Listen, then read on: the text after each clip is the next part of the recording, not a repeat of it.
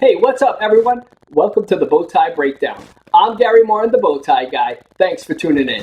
Today, I'm going to share the podcast interview from my appearance on Warwick Radio Online.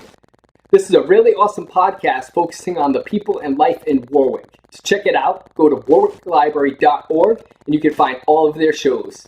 Enjoy! You're listening to Warwick Radio Online, the voice of Warwick, Rhode Island. Hello, I'm Wil Gregersen, Community Services Librarian at Warwick Public Library. I've worked in Warwick for 10 years, and I like this city. During my time here, I've met some fascinating people, and I'd like to introduce you to some of them. Today, I'd like you to meet Garry Morin. Hi, Garry. Hi, Wil. Garry Morin is an associate broker for Remax Preferred, who lives in the Meadowbrook neighborhood. Garry sells homes in Massachusetts, Connecticut, and across Rhode Island, and he's known professionally as the Bowtie Guy. Today, Garry and I will talk about the real estate market, what it's like to buy and sell a home today, and things that make homes in Warwick unique. So, Garry, you're wearing a bow tie. You have over 100 bow ties in your collection, and you tie your own ties, which isn't something a lot of people know how to do. How did bow ties become your thing? Well, that all started back when I was 15 years old. I worked at the Woonsocket Cinema Center, located in Woonsocket, Rhode Island. I was actually hired as an usher, and I remember the uniform was black pants, white dress shirt, and a red bow tie. Later on in life, I became a manager at a big box store, and there I was required to wear a necktie, but every so often I would mix in a bow tie. Then I became a realtor, and I realized that there were 8,000 other realtors in the small state of Rhode Island. So I needed something that would help me be remembered and stand out professionally. That's when I remembered how much attention I would get when I wore those bow ties at my previous jobs. So I learned how to tie them myself and came up with the Bowtie Guy, and I've been having fun with it ever since. You're a real estate broker. What's the difference between an agent and a broker? Both have the ability to work with buyers and sellers, but a broker has gone through a lot more training and education than an agent. Brokers are able to properly supervise and train other agents, and in every real estate office, it is actually run by a principal broker who is in charge and responsible for all the agents within that office. An agent actually focuses on the transaction at hand and doesn't have to worry about any of the other agents except for themselves and their client.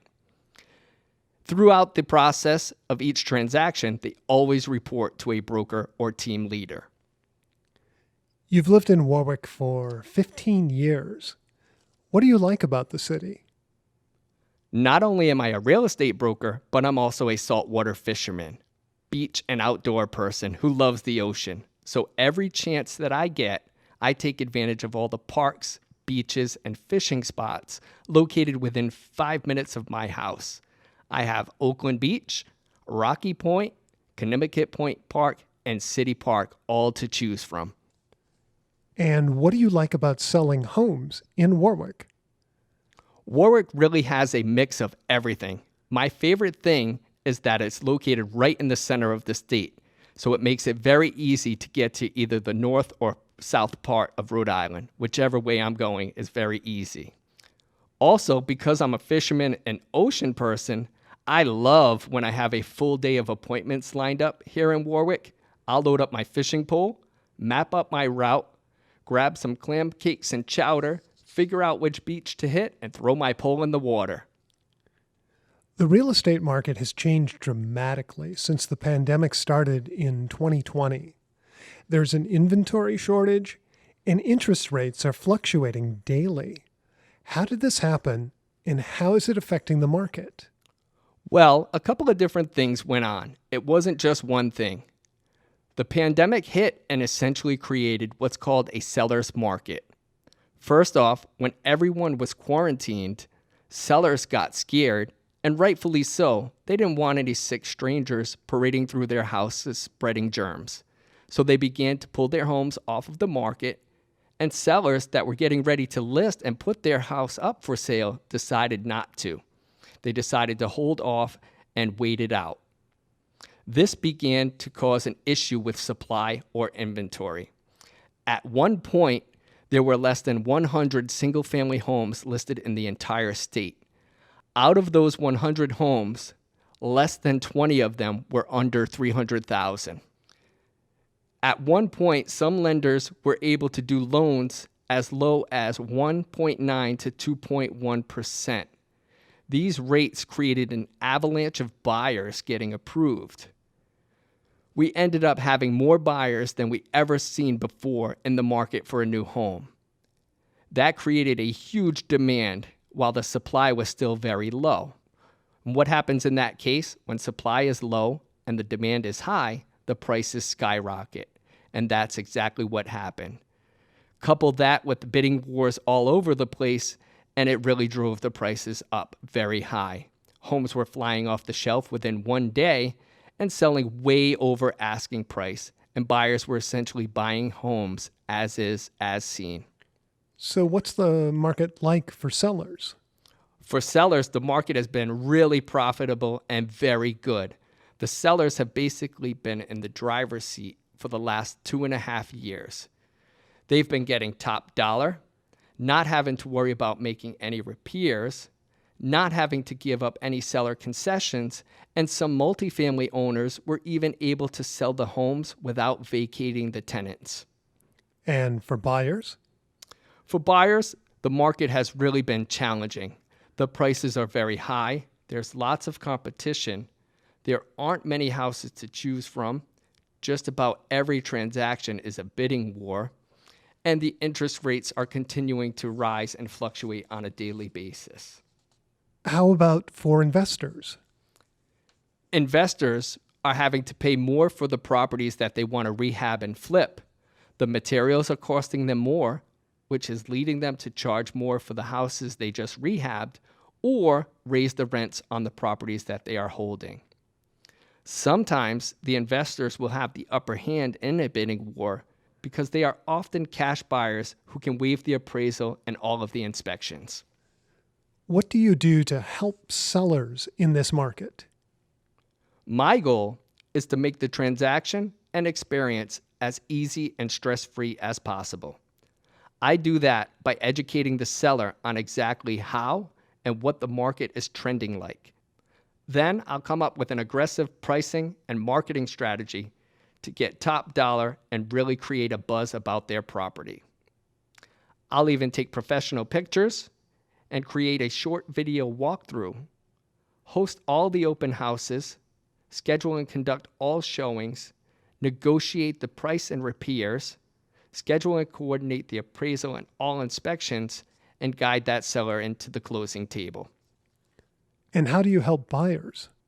Same thing. I wear a lot of hats, but I often work with many first-time home buyers who have a lot of preconceived notions about buying a home. Some think you need to clear out your 401k retirement plan. Some people think you have to sell all of your stock options and deplete your savings. And some have no idea that the realtor does not handle the financing. So I take the time to educate the buyers on the process and lay out the entire transaction up front so they know exactly what to expect. Then I'll connect them with a lender for financing, set them up on a home search, start emailing them some listings, accompany them on all showings, handle the offer and negotiations, help schedule and coordinate the inspections, negotiate any repairs or credits, monitor key contract dates such as inspection periods and commitment letter dates, and guide that buyer into closing their first home. What do you look for in a client? I look for someone that's serious about starting the process, not just kicking tires and seeing what's going on. I want to work with someone that has a compatible personality. I don't want to be butting heads through the whole transaction. My ultimate goal is to get more referrals from the client I work with. In order to do that, I need to make the transaction as easy and stress-free as possible. What makes Warwick stand out from other coastal communities in Rhode Island? It's the affordability. Not only do you get everything that a coastal town has to offer with the beaches, parks, fishing areas, boat ramps, and seafood restaurants, you also get a wide range of prices here in Warwick. You can find homes priced anywhere from a couple of $100,000 up to a couple million and more. I think that's what really separates Warwick from the other coastal communities in Rhode Island. There are some towns that you can't even move into them for less than $500,000, whereas Warwick, again, you can get in for a couple of $100,000. What kind of questions do buyers have about homes near the airport? Usually, the first question is how far or close the airport is from the house. Then they usually ask, is the home in a direct flight path? They usually follow it up with, how often do planes land and take off? Is it 24 hours a day? And then usually one of the last questions I'll get is, are the windows soundproofed? What does the future of the real estate market look like? At the moment, interest rates are currently on the rise, but things are starting to loosen up a bit. Prices are still high and homes are still selling for over asking, but we're starting to see more price reductions, more seller concessions, more regular home inspections, more repairs, and more homes being listed, which in turn will give buyers more options and hopefully start to level things off and get us back to a normal market. This has been great, Garry. Thank you for dropping by the Warwick Radio studios. It's been good to talk with you. Thank you for having me. And thank you for tuning in. Before I end this episode, I want to let you know that if there's someone from Warwick you'd like to hear on Warwick Radio, you can drop me a line at radio@warwicklibrary.org, and I'll try to get them on. I'll see you next time.